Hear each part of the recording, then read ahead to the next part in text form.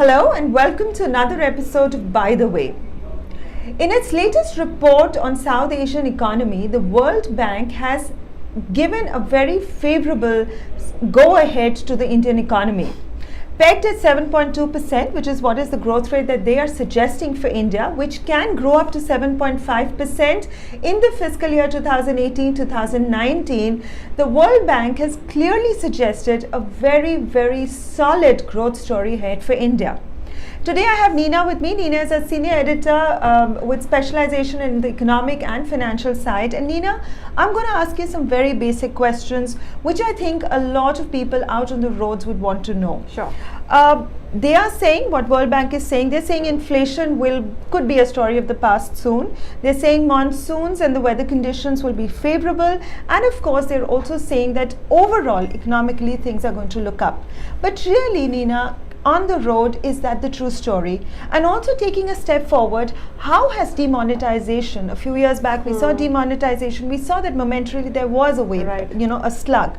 Right. But really, is demonetization a story of the past, or we still have a few pages to turn? So, since you mentioned the World Bank report, Right. the report clearly gives a clean chit on demonetization. It Right. says India has moved on from the demonetization. However, the report was written for the year 2017 or the fiscal year 2018. They clearly did not factor in a second demonetization, the ghost of demonetization, which visited us a few days ago. But jokes apart, demonetization is a story of the past, sure. But to move on, India needs to create, to keep the growth momentum going, we do need to have a solid fiscal policy, and we need to have banks which are recapitalized. But tell me, Neena, keeping in mind the situation that has been happening with our banking structure, we've seen a lot of banking scams happening. Yes. We have an impending election right there knocking on our doorsteps, and we've seen that all our political parties are busy with that. There is, the entire economic agenda has kind of moved towards seeing which party wins. Has World Bank taken into account all of these things? And how are they still showing a way forward, keeping in mind all of this? So they say, so I don't think elections is something that they factor into their report. Right. They look more at the broader parameters of employment, of fiscal prudence, whether we are meeting our fiscal deficit target. How is the money situation? What stance is the RBI and going to take? What are the others? In fact, for our reader, for our listener, what are the criteria that World Bank takes into account when they decide the growth rate for a country? Yeah, so like I said, they would look at the job creation, the public investment, the private sector investment. They would look at exports. They would look at overall trade, not only exports. They would look at inflation which has happened, and they would take a historic view as well. For example, about employment, they say that we add 1.3 million people to our workforce every year.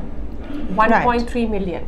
Now, to maintain the growth rate, the GDP growth rate of 7.3, we need 8 million jobs. So isn't that a dichotomy then, Neena? Because there is joblessness which is increasing. We've seen that as a huge problem. And at the same time, we are saying that the economic growth is facilitated because of jobs that are going to get created. Where are the jobs created from? It's a cleverly worded caveat actually. They say we need 8.1 million jobs to maintain this growth rate. Right, but where are the jobs going to come in from? Exactly. So they say that if the government wants it, we need that growth. Right. So and cause and effect. So they have not come clearly out and said nahi, it can't happen, but they're saying it like this. Also, very interestingly, they have said that the jobs have declined because women have gone off the workforce. Well, that's interesting, Yes. But how come? Because is that really happening?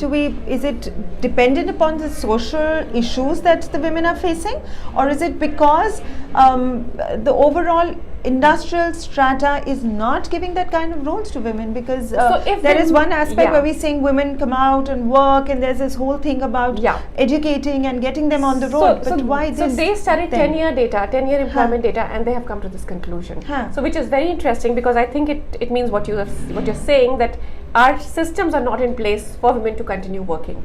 We need That's those very systems in place. So clearly, there is a lot that is going to Yes. go forward. I think going forward, there is a lot that our political parties can pick up from this report. So whereas there is one way where there is an economic growth that is being projected for the country, on the other hand, there are a lot of issues, the real issues within the country that the government, whichever government comes to power, needs to really track down on. Whether it's creation of jobs, whether it's women who need to be empowered and brought back into the workforce, or is it going to be other areas like farming, villages, everything else. I think it's time that we have a robust plan in place which supports what the World Bank has promised for India.